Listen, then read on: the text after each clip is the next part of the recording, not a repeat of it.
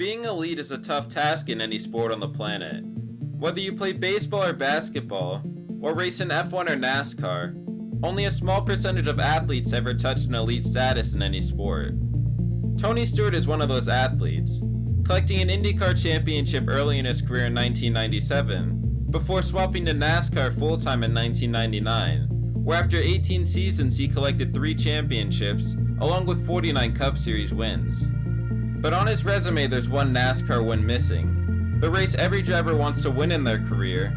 The race where the winners range from NASCAR's greatest, like Richard Petty, Dale Earnhardt and Jimmy Johnson, all the way down to the biggest underdogs, like Michael McDowell, Trevor Bayne, and Ricky Stenhouse. But Tony Stewart could never add his name to this legacy, and after 17 tries he failed to conquer the Daytona 500. Stewart's first 500 start would also mark his Cup Series debut. Coming into the series after running 2 full-time IndyCar seasons, he would be driving a bright orange Home Depot 20 car for Joe Gibbs Racing. A scheme that is now iconic to many, but back then was just another new paint scheme in the 43 car field. Stewart would qualify on the front row, and he would be surrounded by some of NASCAR's best. Starting on the outside of Jeff Gordon, with Dale Earnhardt and his mirror in 4th, and teammate Bobby Labonte on his inside in 3rd. Once the green flag dropped, Stewart would lead the outside lane through the opening laps, until being taken through-eyed by Jeff Burton on lap 4, sending him back to the teens early in the race. Through the next 25 laps, Stewart methodically worked his way back to the front, and when the field single-filed out to a 13-car breakaway on lap 30, he was back in the top 5. Until again getting shuffled out of line, when Jeremy Mayfield went to his inside, sending him to the back of the pack in 13th. Following that, he would stay in the teens until an issue would send him to pit road on lap 113. The team would have to go to the garage to fix the issue, ultimately knocking him out of his first 500, leaving him with a 28th place result, 19 laps down. Taking the green flag in 7th for his second Daytona 500, it would only take a few laps for the leaders to single file out, with Tony Stewart moving up to 5th. Moving forward to lap 89, and the field was splitting off for their first cycle of green flag pit stops.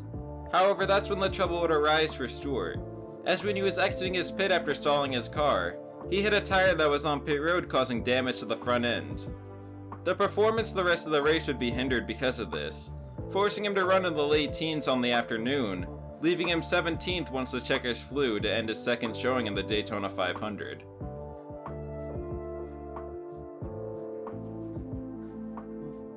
Fresh off a 6-win season in 2000, which saw him break out and solidify himself as a young star, he would enter 2001 with championship ambitions.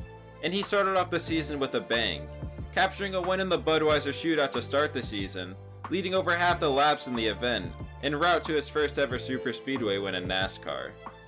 The 43rd running of the Daytona 500 would be a special one, as it marked NASCAR's first race broadcasted on Fox, a deal that is still going on today 2 decades later, for better or worse, and will continue at least into the 2030s with the new TV deal. Stewart would roll off 24th, and 100 laps into the race he would be 32nd, as he and teammate Bobby Labonte would spend the majority of the race running around in the back, hoping to not be involved in a big one. It wouldn't be until 80 to go when Stewart was first spotted in the pack, going through-wide for position with help from Dale Earnhardt. With 29 to go, he had made his way near the top 10 as it went to commercial. But once the broadcast cut back, it showed a mangled Tony Stewart car, as well as teammate and safety crews running to his car.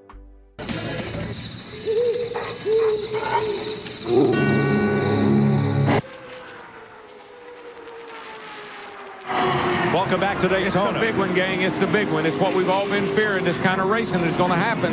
Had a car land on it. In front of his car, the roll cage is down on him, I tell you, and that doesn't look good. Now here we come off of turn 2 again. Right there. See, Ward Burton got pushed around by that car, and that's the 4 car.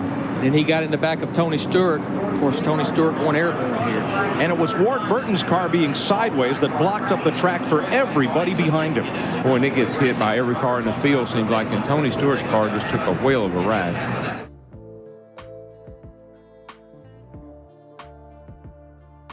Throughout Speed Weeks in 2002, Stewart showed speed and was viewed as an early favorite to win the 500. Just like the year prior, he dominated the Budweiser Shootout and would start his season off in victory lane. and with his second place finish in the duel, it would only add to the confidence as he rolled off 6th in his 4th 500 try. Unfortunately, Stewart would not only fail to make it 500 miles in the race, he would fail to make it 500 seconds, as on lap 3 he would blow up from 6th place, forcing him to the garage and finishing dead last. On the brighter side for the 20 team, they would finish the other 35 races on a higher note, and once the checkered flag flew at Homestead to end the season, it was Tony Stewart who was crowned champion in 2002, the first of 3 in his Hall of Fame NASCAR career.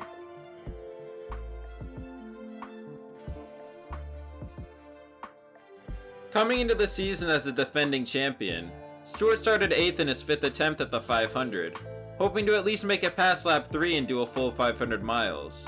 But with rain showers looking to threaten the race all day, it was in question if that would happen.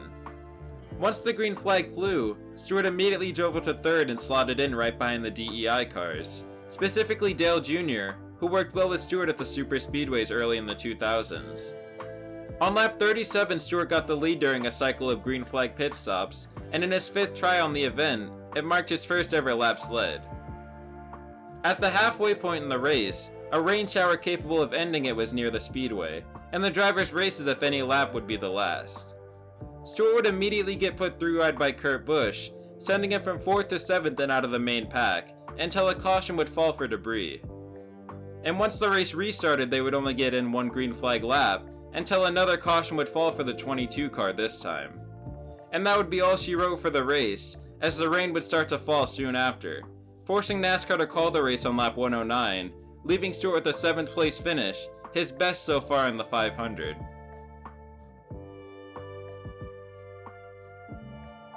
In the 46th running of the Daytona 500, Tony Stewart would roll off the grid in 2nd place, and by the end of lap 2 he was already up to 2nd, right behind Dale Jr., who was viewed as the guy to beat by most for the race. It wouldn't be until lap 36 where Stewart would be seen out front, and he and Jr. would swap the lead over the next 35 laps, until a pileup in the middle of the pack would destroy numerous cars, setting up a 120-lap green flag run to the finish. Stewart would retake the lead on lap 85 with a through-ride move at the top of the Hendrick duo, and for the next 90 laps he led the majority of the second half, in a tiny pack around Daytona, only surrendering the lead during green flag pit stops, while Dale Jr. stayed directly behind him for the run. The race had just 20 laps to go, but coming off a turn 4, Dale Jr. got to the inside of Stewart, and they would battle side by side for the lap with Kurt Busch pushing Stewart in 3rd. But it still wasn't enough to hold the lead, as Jr. would clear him on the bottom with 19 to go to the roar of the crowd. Over the last 19 laps he tried any move he could think of to get back to the lead, but with only 4 cars in the pack, it would be near impossible to make a pass. And after 200 laps of racing, Tony Stewart would come home the first loser in 2004, after dominating the race and leading a high of 98 laps. He would still leave the speedway proud of the run his team put together, but he would have to wait another year to have a chance at NASCAR's greatest prize.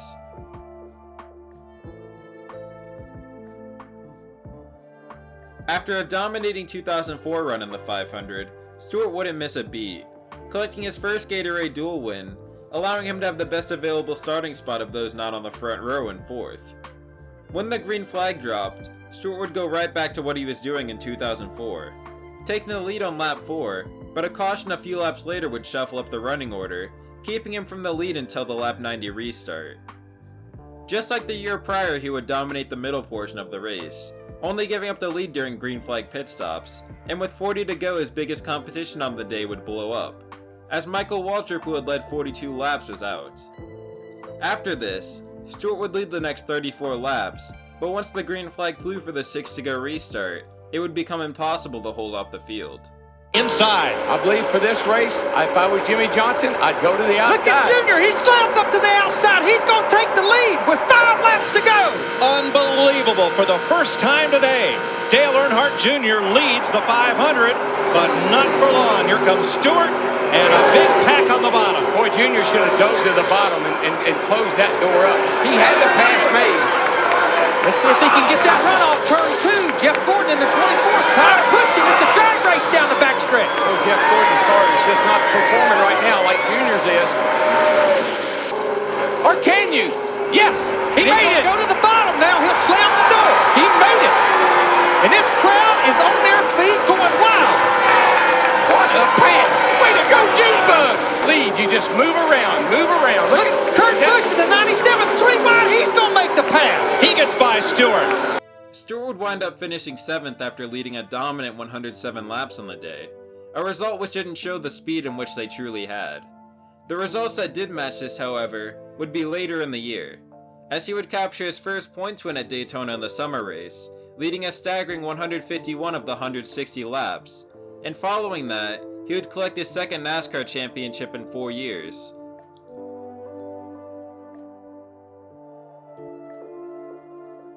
Tell you what, a lot of beating and banging out there, almost more than normal. Yeah, we're going to kill somebody, so, I mean, somebody else is going to die at Daytona or Talladega with what we're doing right here, so I hope I'm not around when it happens. 8 days prior to the 500, Stewart would make that comment following his post-race interview in the Budweiser shootout, words he would seem to forget come 500 race day.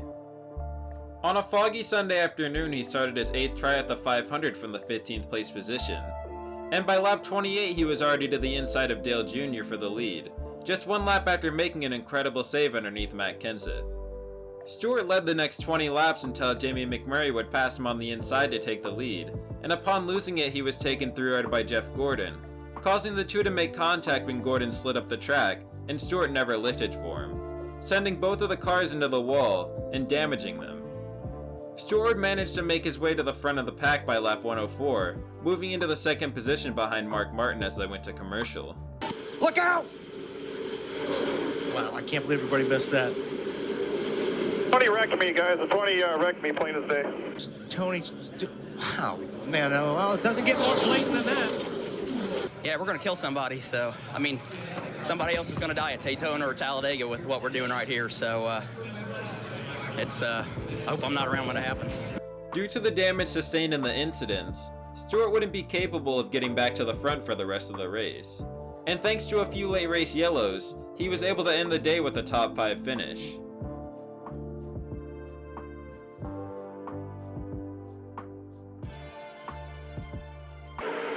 Big crash.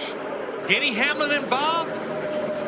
Stewart, Gilliland, Busch, the finish. Tony Stewart wins his 3rd Budweiser shootout. Be close. It's going to be real close. Stewart's going to win it. Waltrip is in. Sad.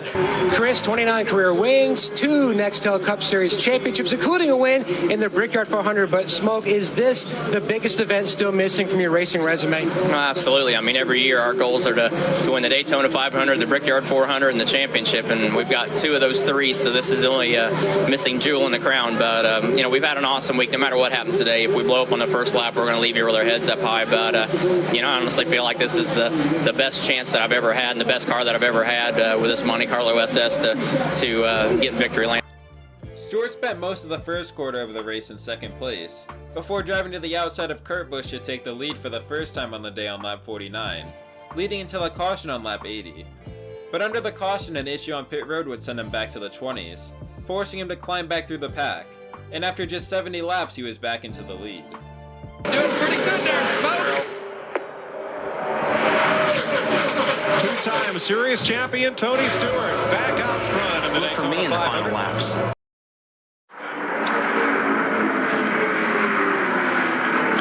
Crash in turn 4. Man, and there in the midst of it sits Tony Stewart and Kurt Busch, the 2 leaders. I believe, I'm not sure, but I believe Tony got a little loose all at once.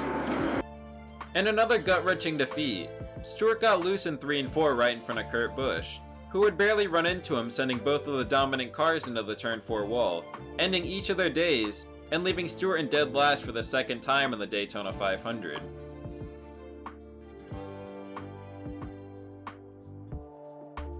His 10th try to win the Daytona 500 also marked the event's 50th running, and with 2 runner-up finishes in speed weeks, he seemed like the favorite.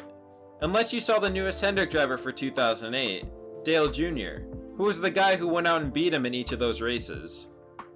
Once the green was out, it only took Stewart 5 laps before he was to the outside of teammate Denny Hamlin for the lead, but on lap 14 Hamlin would retake it. Stewart would spend the first half of the race in the late teens, while teammate Kyle Busch dominated the race. But when the lap started to wind down, he entered back into the top 5 with 52 to go, and with 28 to go he would make the pass on Dale Jr. for the lead. He would restart in third for a 3-lap dash for the 500. And when teammate Kyle Busch moved down and Burton blocked, Stewart was able to drive by on the outside to take the lead. Coming off of turn 4 to take the white, it was Stewart's first time leading the 500 coming to 1 to go, and the only thing separating him from making it into NASCAR history was 4 corners and 2 Penske cars. Stewart's got a great car, no question about that. It's just a matter of if Kurt can get a little help. And Ryan jumped to the high side. Tony Stewart blocks him. Here comes Kyle Busch on the bottom. Uh-oh, Toyota drag race down the back. Toyota drag race. Teammates. Newman was trying to get help from the other blue Dodge. Now he's got it. Toyota on the inside lane. Dodge on the outside lane. Who's going to win it? It's going to come all the way to the wire. Here they go into turn 3. Teammates working together. 2018, 212. 12 is going to win this race. I don't believe they can catch him back to the line. He's going to have to make it wide. Pedal, baby, pedal. Have to make it wide. It's the Boilermaker, Ryan Newman. Ryan Newman, Roger Penske win the Daytona 500. Way to go, guys. Way to go. Roger Penske's first restrictor plate win and his first 1-2.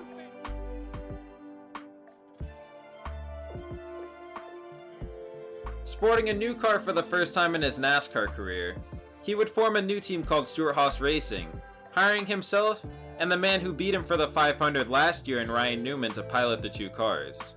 Starting at the rear due to a practice crash with his new teammate, he immediately began to march through the field, getting to the top 10 by lap 30, and 24 laps later he would pass Dale Jr. entering 3 and 4, to lead the first laps in his team's history.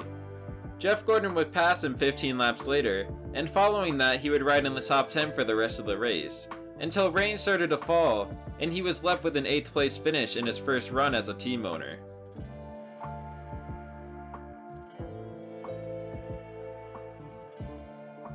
The 2010 edition of the 500 was a forgettable one for Stewart, leading 0 laps for the first time since 2002, and collecting his worst non-DNF related finish since 2000, after collecting a 22nd place finish, as he and his teammate both lacked speed all speed weeks.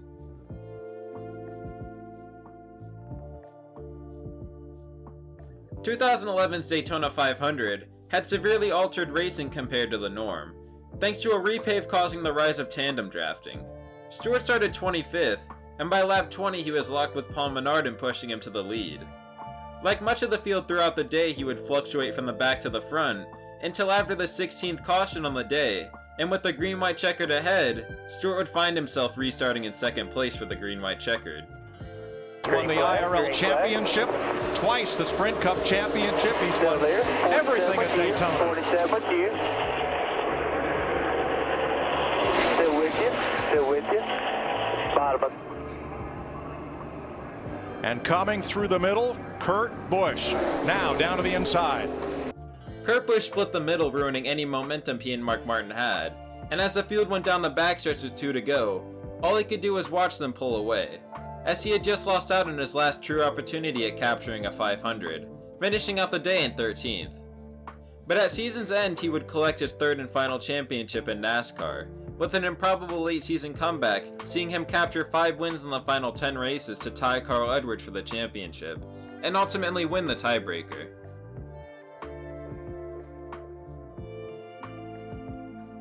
Stewart nearly started off his speed weeks the same way as he did in 2007, collecting a win in his duel, but he finished 2nd to Kyle Busch in a photo finish during the shootout.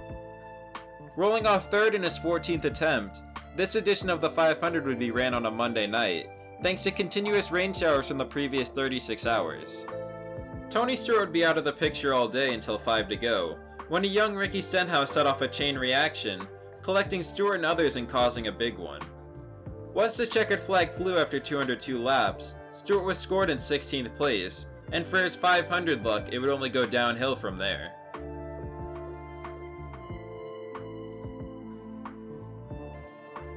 "2013 marked Stewart's 15th try at the 500, and the Gen 6's NASCAR debut. He would fire off 13th, but just 13 laps in, he and others would be caught up in the first crash in the day, being one of the first ones to test the Gen 6's safety.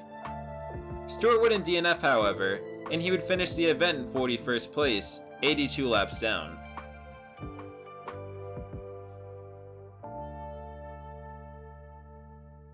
Looking for redemption, after crashing in the previous two 500s and breaking 2 bones in his leg in a sprint car crash in August, which would end his 2013 season prematurely, Stewart would be forced to start at the rear, and he would never leave the back half of the field throughout the race. He would be forced to pit road near halfway with an engine problem, and then he would later go to the garage with fuel cell issues, leaving him 35th place 26 laps down.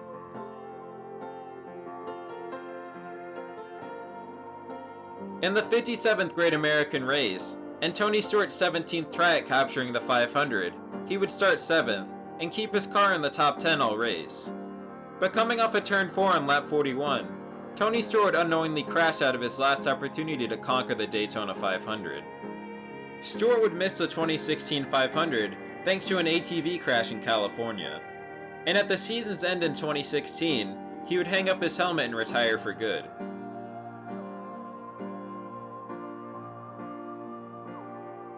Luckily for Stewart, his first race next year as a full-time team owner was the 2017 Daytona 500. From Las Vegas, the 2004 champion of the series, Kurt Busch, for Gene Haas and Tony Stewart, wins the Daytona 500. Wow. Wow. First time he's won the 500. What about that? The Daytona 500 and its rich history is what makes winning it so special. For many drivers, the Daytona 500 is more than just a race. It's a lifelong dream realized, and a chance to cement themselves into NASCAR history. Tony Stewart may not have won a 500 in his career, but 4 years after his retirement, he would receive the highest honor any NASCAR driver can earn. So back in May when I was voted in this year's Hall of Fame class, I was truly honored, but I was also really conflicted in my head. I'm not old, or at least I don't feel like I'm old. I'm still racing. In fact, I'm racing more now than I have in the past, a lot of the past years. But in my mind, the NASCAR Hall of Fame is there to honor the completion of one's career.